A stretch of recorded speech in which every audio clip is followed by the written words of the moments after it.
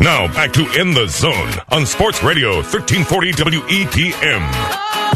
Hey, welcome back to In the Zone with Fred and Angela on this Monday afternoon, April the 23rd. And we bring in Greg Hunter. I know Greg had some fun this past Saturday. Busy day, though, right? Oh, yeah, certainly. The rain, I'll admit, I'm getting old. I sat in the press box and watched this one. It's the first time I've watched a game from the press box in 20-some years. Yeah, I mean, usually you're on the field. Yeah, exactly. And I didn't really need any pictures, so I was like, you know what? I'm going to just wimp out. So I sat that one in the press box. Let's talk about the game, Greg. What was your first impression after the game was over with? What's your thoughts? First of all, it was a typical spring game. I say that there's anything, earth-shattering that came out of it. I mean, generally, the best thing that you can get out of a spring game is nobody gets hurt. Mm-hmm. And that was good for West Virginia. There wasn't anybody that really had any significant injury. But I think, people got a chance to see this team. I think defensively, they showed some things. I mean, there's still a lot of questions about the team overall, and specifically defensively. But the new scheme and the new coaches showed that they've got, that they're making progress. And I think the defense is a little further along than any of us thought it would be, considering, not only is it, again, new scheme and new coaches, but a ton of new players. So I think there's definitely hope there. And offensively, you know what they got. They got so many people back from a team that had at times was really explosive last year. They just need to develop some consistency there. And, that we won't know for certain until the fall. Of course, when you looked at that game and you talked about the defense, what was some of the things that you saw? And I saw some of the quotes from Dana. He said, they're about 33% of where they want to be right now. But what was the thing on defense that really stood out that maybe you wasn't expecting to see that was a pleasant surprise? I thought the pass coverage was pretty good. I mean, that said, West Virginia's quarterback still completed almost 70% of their passes. There were 49 of 65 overall between Paul Millard and Geno Smith. But I thought that, the coverage was pretty good. Didn't give up a ton of big plays. And maybe the most impressive thing was that they tackled pretty, efficiently. Mm-hmm. Usually in the spring game, that sometimes doesn't seem to be always true. But I thought for the most part this spring, and especially in the spring game, that, the tackling was pretty crisp. And again, you got to wait until the fall before you say anything definitively. But I like some of those things I saw. Again, I'm not going to start going out and saying this is, Pittsburgh Steelers, steel curtain or anything yet, but I've seen more signs of that because that definitely is my biggest concern. I mean, offensively, West Virginia should be pretty good. I mean, they've got too many players back from a good offense last year not to let you believe that they're going to be good. But defensively, they're definitely concerns. I mean, up front, they're really thin, and they're young at some key spots at linebacker and also a little bit in the secondary. So I'm worried about that. But, I saw some signs that maybe my worries are, maybe a little bit overblown. But, again, wait till the fall to know for certain. Yeah. When you look at the offensive side of the ball, you mentioned about the quarterbacks, and Gina goes 23 of 29 for 281, while Millard goes 26 of 35. Not bad at all offensively. And, of course, you got some work in. We knew going into the game with Stedman Bailey and Tavon Austin, the receivers, the starting would be okay, but you got some good work in from some backups that you're going to rely on this year. Yeah, I think you're starting to see some young guys that are going to be pretty good for West Virginia. Now, they're probably not going to start, as you said, with Stedman Bailey and Tavon Austin. Ivan McCartney didn't play because he's had a hamstring injury, but obviously he'll be in there. Ryan Nealon's got a ton of time. J.D. Woods is a fifth-year senior who's played a lot. So, those are going to be your main guys when it's all said and done. But your youngsters, and two redshirt freshmen and a true freshman, and Jordan Thompson, K.J. Myers, and Dante Campbell all played pretty well in the spring game and played pretty well in the spring overall. And I think they're going to show you, they're going to be able to give you some backup depth and also some hope that, in the future when the Tavons of the world graduate, that there's some kids that are going to be ready to step in. They also have some true freshmen that are coming in the fall that they're high on, but West Virginia's got at least 8 wide receivers right now that they're pretty happy with. And truthfully, last year at this point in time, they probably had 4. Mm-hmm. So they're certainly developing depth there, and that's understandable in Holgerson's offense. I mean, they're going to attract some kids that want to catch football. Hey, Greg, and talking about WVU's offense, I know last year Coach Holgerson said a lot about how the guys just aren't quite comfortable playing the offense yet. It's not quite as up-tempo as he wanted it to be. I know a spring game, it's kind of tough to tell because you got a lot of guys rotating in and out during the game, but did it seem like the offense was a little bit more up-tempo than what we saw last season? Yeah, and I think that's probably going to be the biggest change we see out of this team this fall in comparison to last fall, is the tempo. I mean, it was definitely faster throughout the spring and also in the spring game. I mean, they're clicking plays off at a rapid rate. And, teams like we've seen other Big 12 teams like, Oklahoma State will do that, Baylor will do that. And obviously that's something Dana wants to do. But usually what he said is it takes a year in his system to sort of get comfortable with just the offense, and then you can really start to crank the tempo up starting year 2. And I think we're going to see that. We certainly saw that in the spring game. We saw it, in chances of the media, which was a bit limited to watch this team in the spring, but when we did get a chance to see them, we saw that as well. So I think that's probably the biggest thing I'm going to point to in the fall. I mean, it's something I'm going to, want to see. Is this team going to consistently really go up tempo? It looks like that's what they're going to want to do, and right now it looks like they're going to be able to do it. Let's talk a little bit about that offensive line and talk to me about Josh Jenkins and how he looked coming back from that MCL kneecap injury, and also Quentin Spann, the 6'5", 335 redshirt sophomore. Is he ready to go take the place with Barclay? Yeah, I think the tackle situations are better with Ager and Spain at the tackles. Obviously, Ager started last year. Spain started a little bit, but mainly was a heavily used backup. Those two guys look better this year. Still some questions behind them in terms of depth. I think Marquise Lucas will be the depth guy, and there's a junior college kid coming in the fall that they really want to see what he can do. But both those guys look better. They're still relatively young guys. Spain's a sophomore, Ager's a junior. So in comparison in the interior, you've got 3 fifth-year seniors that are probably going to start. And, one of those, as you said, is Josh Jenkins. Josh, I think, has a little bit of rust to knock off. Didn't even practice much last fall, just did lifting as he rehabbed from the knee injury.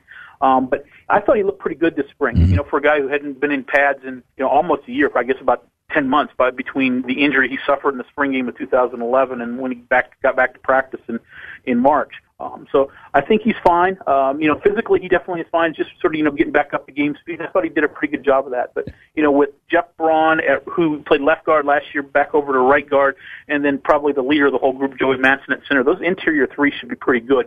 And like I said, it looks like the tackles are going to be fine. Barclay was really good. He was the best lineman West Virginia had last year, but Spain should be a pretty solid replacement for him. And of course, too, with Josh just getting in and out of that game healthy, that had to give him a confidence boost afterwards. Yeah, exactly. And talking to him, I think you could tell there was just a big sigh of relief that he got through that game, got through all of spring healthy. There's always that psychological worry when in the back of your mind that you got injured the last time you were on the field, not even in the game, but just in practice. And like I said, he hadn't been in pads in a year, so I think he got over that this spring, and hopefully next fall he'll be ready to go. But again, those three interior guys should be pretty good. I mean, that's got to be the really the heart of this offensive line, and something that they should be able to lean on. It's got to be a better group. Last year that was an inconsistent group. They had some decent games, but they had some when they weren't very good.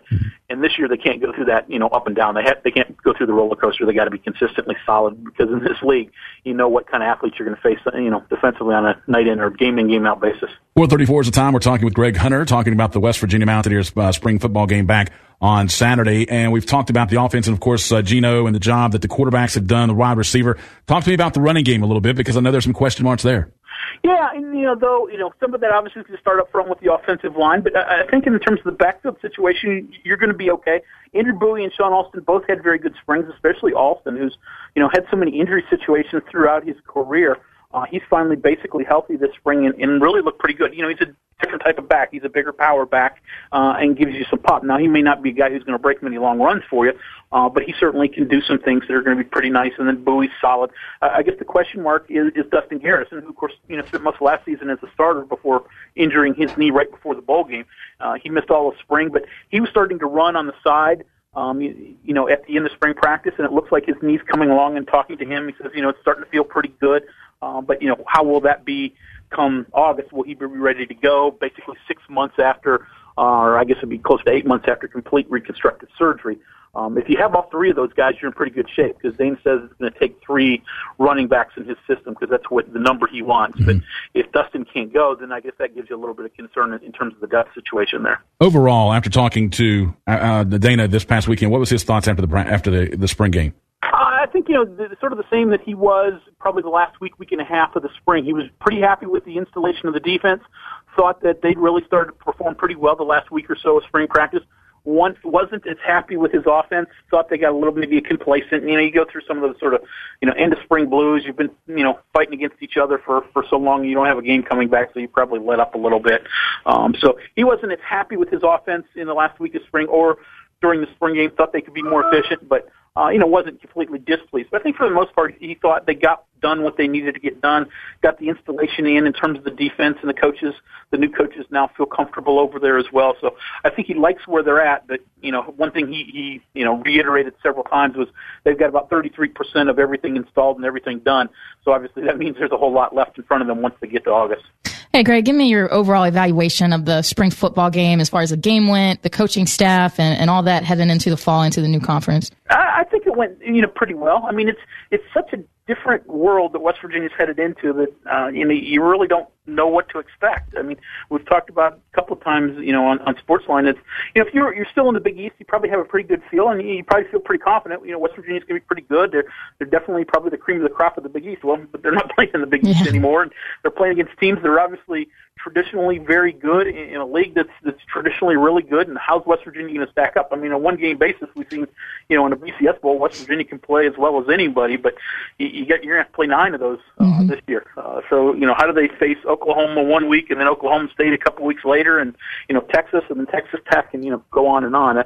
I think that's the question everyone sort of had throughout the spring. You feel good about where you're at, but because it's such an unknown future, you're still a little bit questionable as to what this is all going to look like once you get to the fall. Mm-hmm. Hey, Greg, let's talk a little bit about a couple of other things real quick. Of course, I saw today on Metro News' website that West Virginia did get 2 commits for the 2013 season. Talk to me about Marcel Lazard, I guess, and Deshaun Coleman. Yeah, Marcel Lazard's a really highly rated recruit. I mean, he's a 3-star kid according to Scout.com. So if you want to look at star ratings, he's good but not incredible. But the fact is, he had scholarship offers from Ohio State, Florida, Miami, a who's who list, and his final choices came down to West Virginia, Ohio State, and Miami, Florida. So that tells me that other really good schools liked him, and that's usually the barometer that I go by. He'd been a kid who really liked West Virginia for quite a while. Mountaineers were in on him early, and he probably would have committed about a month and a half ago, but all of a sudden he started getting these other offers from Ohio State and some of the big boys of the world.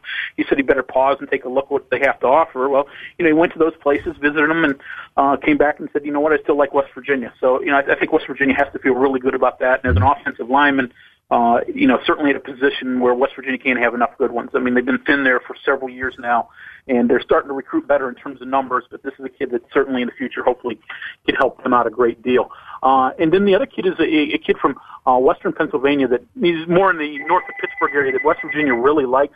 He's a running back who ran for over 2,000 yards at Hickory High School, and I think they feel he's got a chance to be really good. I mean, Coleman's a little bit bigger than the other backs West Virginia has. At least he probably will be.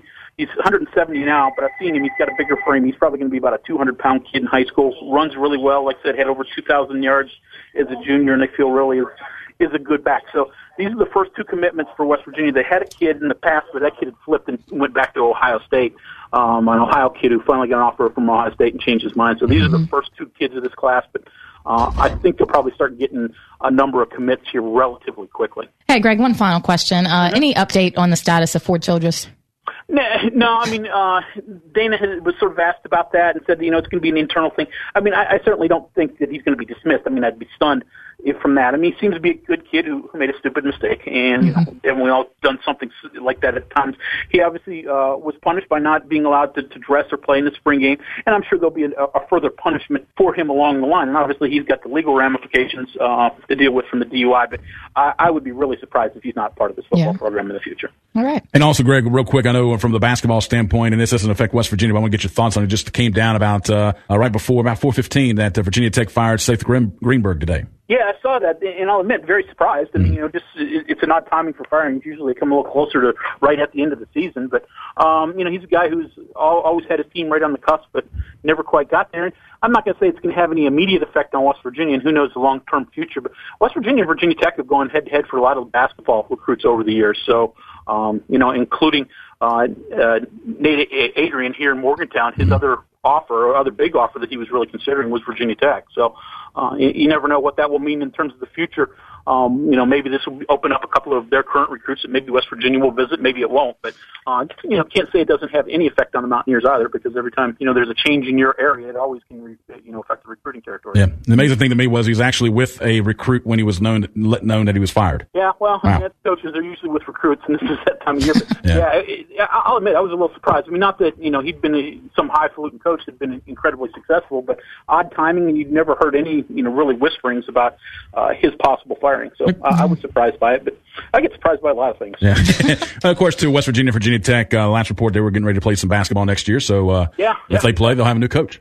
Yeah, sounds good. Right. Hey, Greg, I appreciate the time, man. Appreciate it. And I cannot believe you did not stand outside. You're getting spoiled now. Now you're never going to leave the press box. Yeah, it's nice and warm. You know what? I feel bad about it. You know, it's my whole rep is being a little tough. But yeah, I mean, we went to the Wayside Saturday night. I mean, there've been games you've worn shorts out in December. So I mean, exactly. I mean, it was shocking. You know, I was at Rutgers this past year. It was stinking miserable. There was a foot of snow on the ground in New Jersey, and I fought my way through that one. I couldn't make it through 45 degrees and a little rain. That's bad. I'll admit it. All right, sounds good, man. Hey, we'll talk soon. All right. All right, talk to you all. All right, Greg Hunter.